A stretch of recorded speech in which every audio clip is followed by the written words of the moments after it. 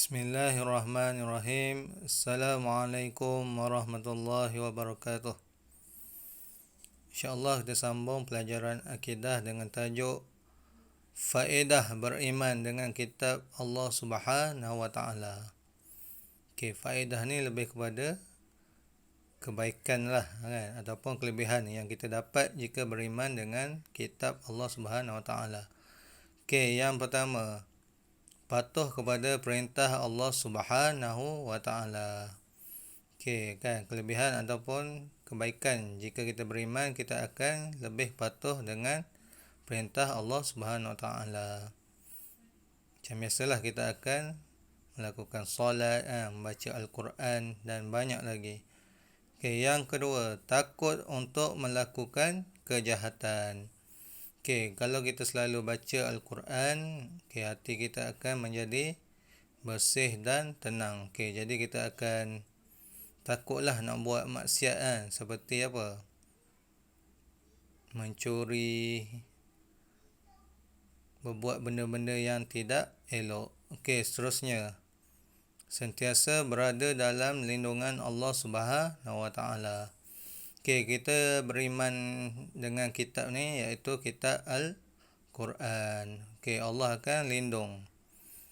Kelebihan orang yang baca Al-Quran ni, insyaAllah dalam hidup dia satu hari tu Allah akan lindung. Seterusnya, suka membuat amal kebajikan. Jika kita orang yang beriman, terutamanya dengan kitab ni, kita akan suka membuat amal kebajikan. Seperti kita bersedekah, kita suka menolong kawan-kawan yang dalam kesusahan dan banyak lagi. Seterusnya, rajin berusaha. Rajin berusahanya sepertinya kita kalau kamu rajin belajar, kalau mu'alim ni rajin bekerja. Seterusnya, sentiasa ingin memajukan diri. Kita akan cubalah berubah menjadi lebih baik. Jika kita dah baik pada hari ini, kita akan berubah lebih baik dan juga memajukan diri kita. Kalau kita dah pandai ni, kita tambah lagi dengan banyak membaca untuk memajukan diri kita. Seterusnya, boleh menjadi syafaat semasa di mahsyar kelak. Kalau kita beriman dengan kitab ni, kita akan selalulah baca Al-Quran. Orang yang selalu baca Al-Quran ni, Al-Quran akan tolong dia di padang mahsyar kelak. Itu kita kena percaya sebagai orang Islam. Seterusnya kita masuk tajuk seterusnya, iaitu akibat tidak beriman dengan kitab Allah Subhanahu wa Ta'ala. Yang tadi faedah, kelebihan ataupun kebaikan yang kita dapat. Lawan dia ni akibat. Akibat ni benda yang tak baik ataupun perkara yang tak baik jika kita tidak beriman dengan kitab Allah Subhanahu wa Ta'ala. Dia ada 1, 2, 3, 4, 5, 6, 7 akibat. Kita tengok satu persatu. Yang pertama, akan dikutuk oleh Al-Quran di akhirat kelak.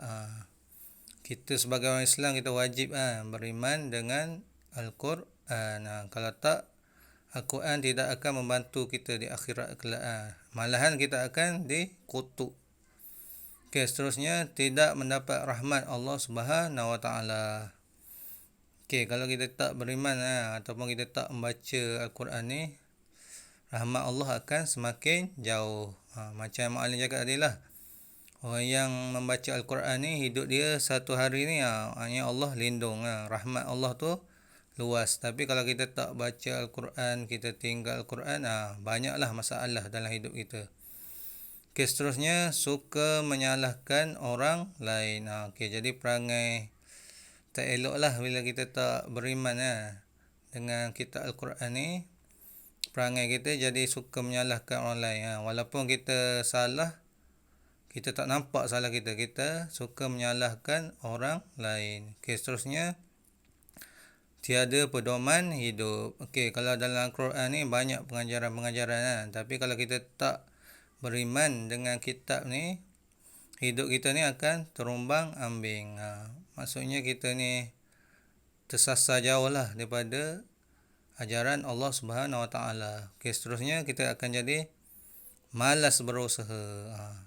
Okey, sifat malas akan adalah jika kita tidak beriman dengan kitab Allah ni. Kita akan malas belajar, malas bekerja, malaslah nak tolong orang kan. Okey, minta dijauhkan. Okey, seterusnya hasad dengki.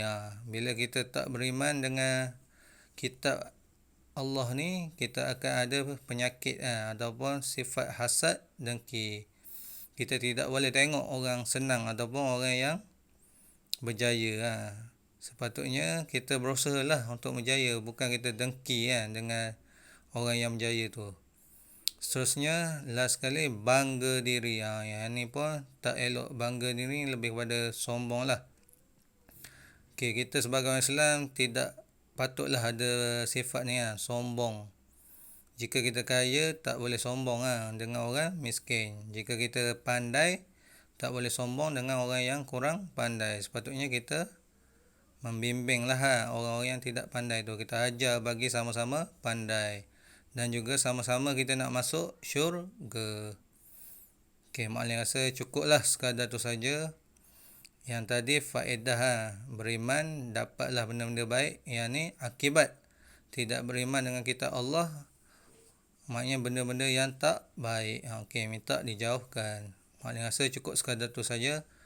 Wallahu alam. Assalamualaikum warahmatullahi wabarakatuh.